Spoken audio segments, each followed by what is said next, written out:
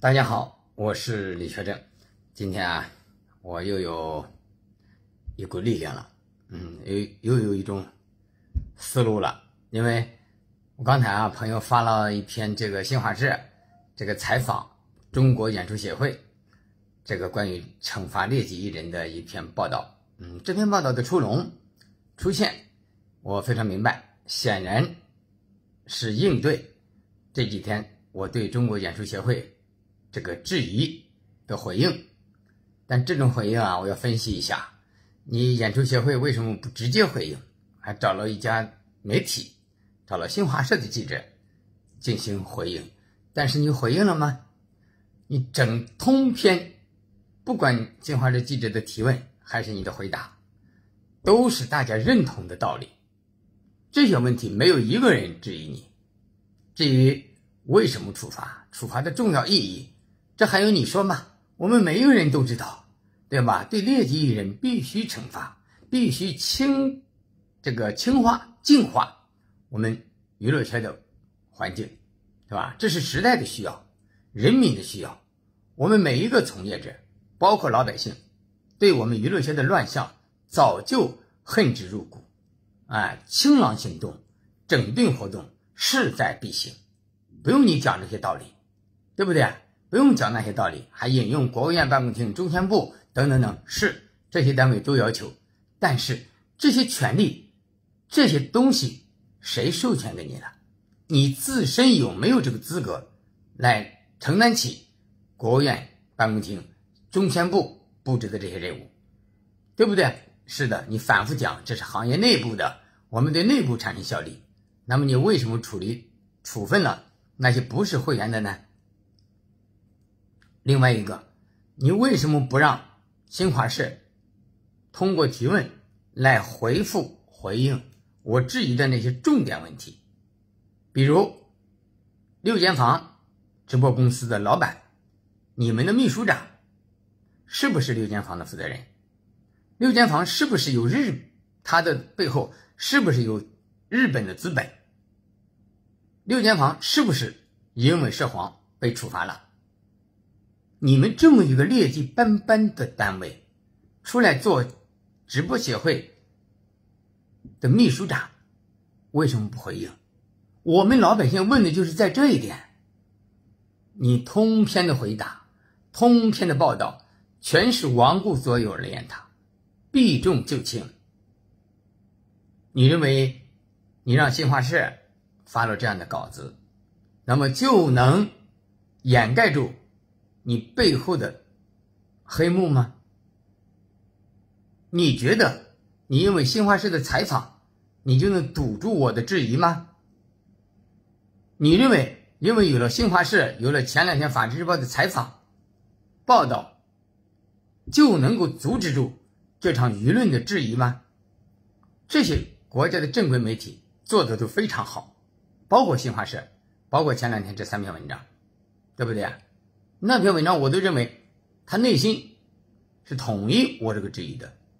题目的前半句就是完善立法，依法惩治。现在在没有完善立法的前提下，依法惩治没有。你的道德委员会的成员都是谁呀？你得说出来。你惩罚人家，你得有自己的名字啊。法院判决哪一个没有审判长、审判员、书记员？行政处罚哪一个没有自己参与处罚的人的名字啊？都是要负责任的。处罚别人是你的权利，但是你要承担你的责任，权利和责任是对等的，对吧？另外一个，咱们这个媒体记者，对吧？也希望媒体记者在采访的时候能够针对舆情提问一些比较深入的问题，那些大路边上的老百姓都懂的道理不用重复，是吧？我们作为这个新时代的媒体记者应该有历史的担当，对吧？我承认这文章写的都没有任何毛病，包括前两天我们法制日报写的，中国新鲜报转载的，这文章都非常好，是吧？我举双手赞成。我自己在前一段时间也批评过某些劣迹艺人。还有，你中国演出协会处罚人说这个不服的到你秘书处去这个申诉。那么我问了，人家昨天去申诉，你们为什么那么扭扭捏捏的不敢接？你们接了申诉材料，为什么没有回执材料？你这样的单位是一个处罚单位的吗？你口口声声说这是我们行业自律的，你为什么还得通过央视新闻要发表给 B 站、微博、爱奇艺等等这些平台要联合打击违规账号？这是你的责任吗？打击账号是你的责任吗？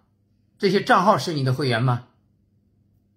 再说，国家包括中央纪委监察委机关报明令禁止要惩处行业乱收费的问题，你怎么不通过新华社的采访来解释一下你的收费问题呢？对不对？你为什么这么省得现在演出协会的网站都关掉了呢？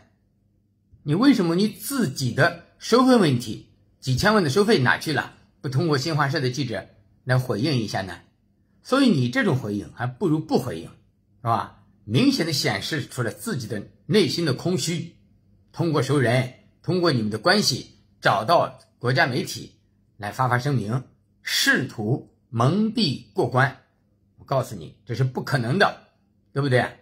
我现在越来越多的党政机关领导加入了支持我的行列，因为这不是我，这是一个正义的力量，全体老百姓，全国人民，这个毒瘤不切除不打掉，不仅仅是我们行业的悲剧悲哀，也是全社会的悲哀。我们的国家是法治社会，必须依法行事。我们的党是中国共产党，是世界上最大的执政党，今年刚刚100周年诞辰。伟大的党之所以还依然年轻，依然有力，就是它有一个坚强的建党精神，始终是以人民利益为中心的。别说对文化产业，就是对政法队伍，他们的对政法队伍的问题也是刀刃向内，刮骨疗毒，甚至是壮志断腕，对吧？政法队伍的腐败分子一个一个的落马，一个一个的被处罚被惩罚，这就是党的决心。所以文化界的毒瘤，我这一枪是打定了。好多这个网友微博说我打响了娱乐圈反腐的第一枪，我不认为这是我打响的第一枪，之前都有，但是对中国演出协会直播分会的这一枪必须打响，必须打好，是吧？我们现在越来越多的证据，我现在整理这些证据的这个精力费了我很多。